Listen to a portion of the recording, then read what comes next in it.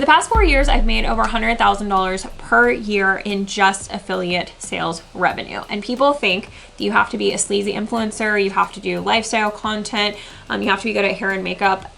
You can obviously tell that I'm not, to make a lot of money with affiliate revenue. And I'm talking, this is not TikTok shop.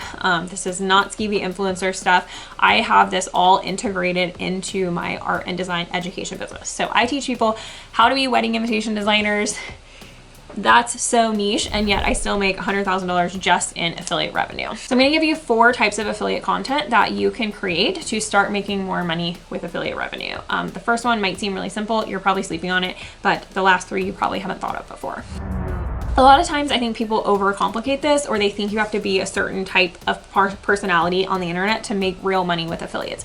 But I don't think that anyone thinks of me as an influencer, and yet people are coming to me every week saying, hey, can you give me your link for this? Because you're the one who first taught me how to use it. Can you give me the link for this? I want you to get credit. So you don't have to be sleazy at all. I don't think anyone considers my tactics really sleazy in any way. Because I'm just integrating this into another part of my business. So if you're an artist or a designer or an educator or a coach, you can integrate affiliate revenue into your business, and you're probably already losing out on some affiliate revenue. So if you think back to your latest post on Instagram, was there ever something that your audience was like, oh, what software is that? What pen is that? What paints are you using? If they are giving you those questions over and over again, then you're definitely sleeping on and missing out on some affiliate revenue. So let's talk 4 types of content, and I'm probably just gonna use this pen as an example, but you can insert any tool, supply, software that you use. So the first one might sound simple, but it's just how it works. And you don't even have to mention the thing in what you're doing. Just say, I'm gonna draw a cat now. And if you draw a cat and it's done well, people are gonna ask what pen it is. They think that the pen is doing the work, not you, the artist, which I know that's not necessarily true, but they're going to ask you about the pen. And you might think, oh, pens don't have affiliate programs. Maybe this particular pen doesn't. This is a Bic pen, and so maybe Bic doesn't have a referral program. I actually don't know.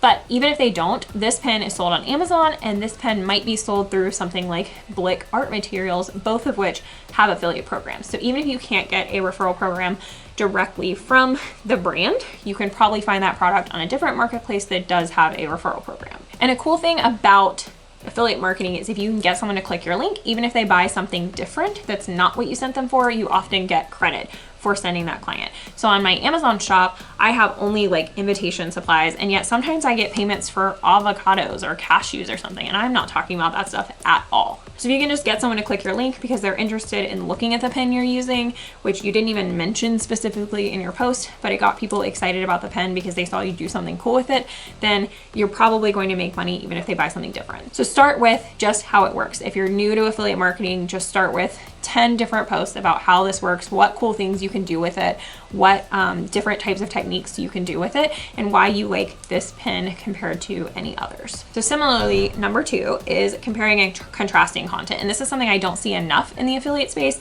So say you have this pen and you have this pen, and you're going to tell me all the good things about both of them, as well as all of the bad things about both of them.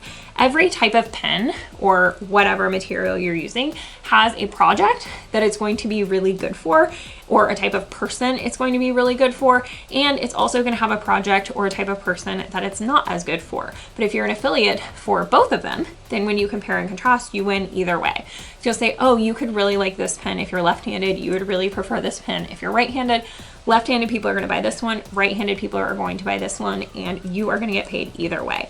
And if that sounds skeezy, I just want you to remember that you're not in any way convincing anyone to do anything. The magic of this approach is that you come across as really authentic because you're showing what's good and bad about both of them. You're not really just saying, everyone should buy this, it's the best pen in the entire world. Like, that comes off as skeezy and inauthentic. But if you're honestly giving merits, pros and cons of each one, then you're gonna come across as really authentic, and people are gonna know that if they need this type of pen for this type of project, they'll buy this one, especially when it comes to like art and design supplies and tools. Certain types of paint and paper work well for certain products. And no one's mad at you for saying acrylic paints and watercolor paints are different, because they just are. So you're going to talk about the difference between them. Some people are going to gravitate this way, some people are going to gravitate this way, and you're going to get paid either way. So you frame yourself here not as an influencer or affiliate for either product, but as an educator on what these products do, and then people can decide if they are the right product for them. Number 3 is one I don't see nearly enough. I think people are scared to do, and that's talking about what sucks about the thing. So cons. If you can say something negative about a product, I am honestly always going to believe you before someone who never can say anything negative. If you're avoiding anything negative about a product, then you're just pretending that that product is perfect, and no product is perfect for every situation and every scenario. So think about like a vacuum or something. Hey, you might love this vacuum if you're working with a lot of stuff on a carpeted floor, but you might not love this vacuum as much if you're doing hardwoods, or if you have dogs, you might like it. It's better at cleaning up glitter than it is at dog hair. So there's always pros and cons to every product. And I always shy away from programs where they like kind of try to encourage me not to say anything negative about the product, because a lot of times the negative is just like, I educate for a software that's not available anywhere outside of the US or Canada. So that's something I can always say, oh, sorry, if you're not in the US or Canada, this is not for you. That's me showing a negative, and I'm going to sound really authentic and people are going to believe me more. But I'm not actually saying anything negative. I'm just saying like, this isn't for you if you're outside of the US or Canada. So the negative could be, this only comes in blue. If you don't like blue, you're not going to like this. If you're left-handed, you might not like this. So anytime you can come up with a reason why someone might not like something, it's going to make the people on the other side of the spectrum trust you more, and they're going to opt into that product a lot more, because they're going to be like, oh, well, I really like blue, so I love that it comes in blue, and I trust you more now, so I'm going to buy it. And my number 4th type of favorite affiliate content is just a compilation. So if we're thinking about art supplies or something, you can just have a list on your website that's like all my favorite art supplies, and it's got some links in there that are affiliate, some links that are not, some compare and contrast. You could list 17 different types of paint and list out which types of projects they're perfect for. 10 of them maybe you're an affiliate for, or they link back to your Amazon storefront or something, and you're gonna get paid on all of those. So even if someone says, hey, what pen is that? You can say, oh, go to my favorite tools list in my bio. They're gonna click on it, and then you don't have to do any work and like find the link for every single new post or something. So you can just always have that compilation ready. They might buy the pen. They might find something totally different on the list that they liked. They might click, they're more likely to click on something because there's a lot of stuff on that list. So even if they decide they're not interested in the pen, they'll click on this link to a set of paints. Maybe they don't even buy the paints, but they're on the website now, they use your link, so they'll go buy something totally different, like an easel or a piece of paper, and you'll get paid for that, when the whole question was, what pen is that? And they went, pen, paints, easel, and you got paid for an easel by just making a post about an interesting pen. So I love a compilation. I love, especially when it comes to art supplies, tools that you use in your business, that kind of thing, having just like my favorite supplies and my favorite tools. I have a landing page on my website that's all of that, and I direct people there all the time. I also have a lot of like printing partners and things that I'm an affiliate with, so I put those on an entire list, and I give that list away for free, so that whichever one you click on, you're gonna find the right printer for you, and I'm eventually gonna get paid, probably, because you're probably gonna use one of the ones that I have a good affiliate partnership with. So just as a reminder, these 4 types of content, first of all, how it works, super simple, but I promise you're sleeping on it and not doing it enough.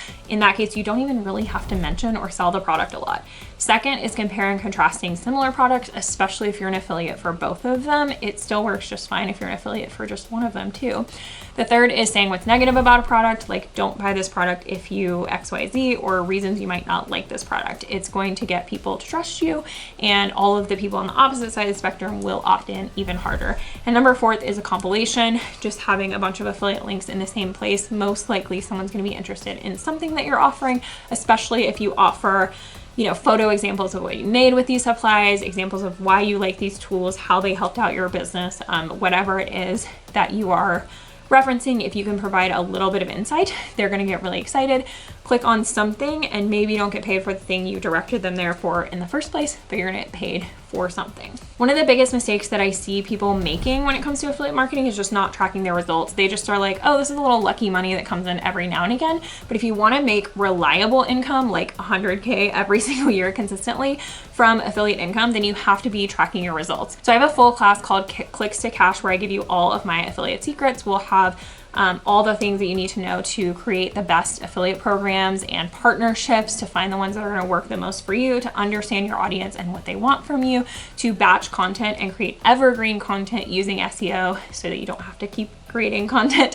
And then also we have a whole section about tracking results, and I'll give you my full spreadsheet so I can show you how to track results, because the affiliate programs do not make it easy. This part is hard, but it's the difference between having a little bit of fun, lucky money coming in and actually having a really reliable, consistent income from affiliate revenue. And my favorite thing about affiliate revenue is that you don't have to do any customer service on it. So if you think about it, you're selling products that you don't ever have to take a return on. You don't ever have to tell someone how to log back in with their password. You don't have to do any customer service on these products. So this is one of my favorite ways to make money. And if you want to make money doing this and have it be consistent and reliable, check out all the strategies in Clicks to Cash. I'll put it in the description of this video. Try out some of those 4 techniques and let me know what you thought.